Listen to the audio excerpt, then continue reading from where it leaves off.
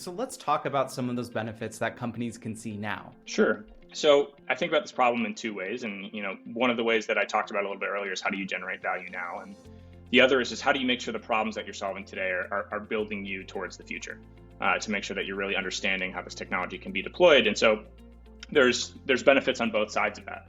So when you look at potential applications of autonomy or automation in your business in the short term, really you have to put them in the framework of how is this advancing me down this journey? And some examples of ways that can be done are with things that you already think about. So if you think about the vehicles that you might have deployed in your facility today and their telemetry and the information that you get from them and the data that you collect on their maintenance and how they're performing, their charging state, all of these things are integral to autonomous systems operating correctly.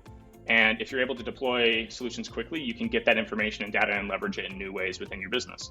And that goes for predictive maintenance, that goes for utilization of those vehicles, making sure that's maximized.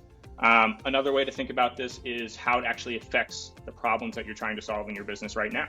And so if you're thinking about, from a manufacturing standpoint, throughput efficiency and transferring materials from one place to another and how that affects the outcomes coming out of your business, or in a distribution center, how you're thinking about how you get boxes off shelves to trucks as fast as possible so they're out and getting delivered to the customers. Those are all things that autonomy and in the applications that are possible today can help solve and can improve. Another big thing we like to talk about outside of maybe that indoor landscape is applications in more of an industrial setting outdoors. So if you think about mining or construction, a big concern there is safety. A big thing to think about for the application of autonomy here is how can we make sure that we make the environment that you're operating in and your customers and your employees are operating in as safe as possible.